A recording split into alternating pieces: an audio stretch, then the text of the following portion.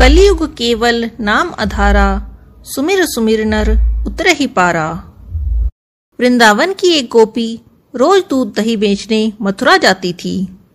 एक बार की बात है, वृंदावन में एक संत जी कथा करने के लिए पधारे। वह गोपी भी उन संत जी की कथा सुनने गई। संत जी कथा कह रहे थे और कथा में प्रसंग आया भगवान नाम की महिमा का। संत जी कहने लगे, भगवान के नाम में बड़ी महिमा है। भगवान नाम से बड़े बड़े संकट टल जाते हैं। प्रभु का नाम तो भव सागर से तारने वाला है। यदि कोई सच्चे मन से अपने मन में भगवान नाम को धारण करता है तो वह भवसागर से पार हो जाता है। यदि भवसागर से पार होना है तो भगवान का नाम कभी मत छोड़ना। कथा समाप्त हुई और गोपी अपने घर लौट आई, लेकिन संत जी के कहे वचन गोपी के मन में अटक गए। अगले दिन गोपी फिर दूध दही बेचने चली। बीच में यमुना जी पड़ी।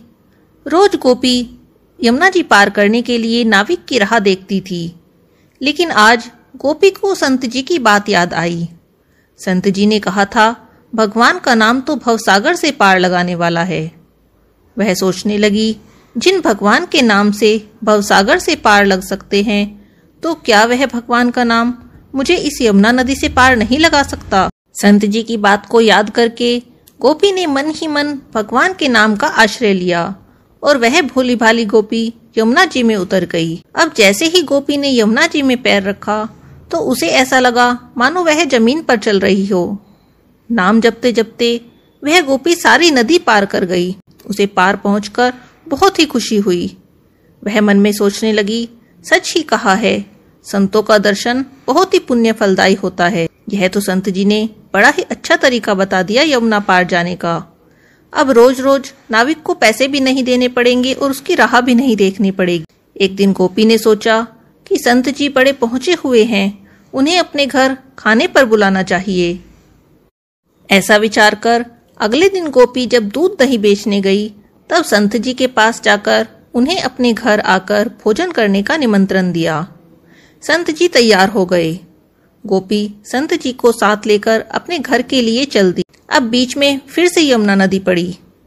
संत जी नाविक को बुलाने लगे तो गोपी ने कहा, बाबा नाविक को क्यों बुला रहे हैं। संत जी बोले, गोपी कैसी बात कर रही हो, तुम्हारा घर यमुना पार ही है ना।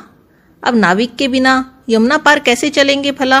गोपी कहने लगी, बाबा आप ही ने तो कहा था कि भगवान का नाम का आश्रय ले तो भवसागर से भी पार हो सकते हैं। तो जब भगवान का नाम लेने से भवसागर पार हो सकते हैं तो यमुना जी से पार नहीं हो पाएंगे क्या। संत जी कहने लगे, अरे गोपी तुम बहुत भोली हो, ऐसा नहीं होता।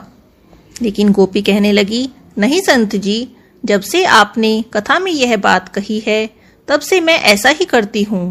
अब मुझे नाव की जरूरत नहीं पड़ती यमुना पार जाने के लिए। संत जी को गोपी की बात पर विश्वास नहीं हुआ।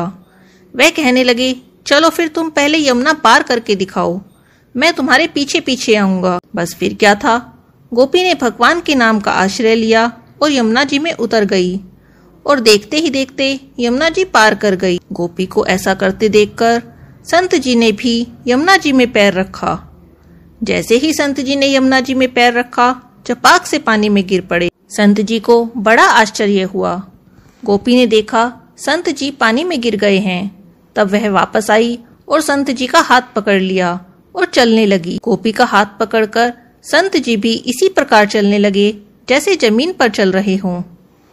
संत जी गोपी के चरणों में गिर गए और कहने लगे, हे गोपी तुम धन्य हो। वास्तव में सही अर्थों में नाम का आश्रय तो तुमने ही पाया है। मैंने भगवान नाम की महिमा सबको बताई, पर स्वयं भगवान के नाम का आश्रय नहीं ले पाया। सच ही है, हम भगवान नाम का जप और आश्रय तो लेते हैं, पर भगवान नाम में पूर्ण विश्वास और श्रद्धा नहीं होने से इसका पूरा लाभ प्राप्त नहीं कर पाते। हरे कृष्णा, राधे राधे।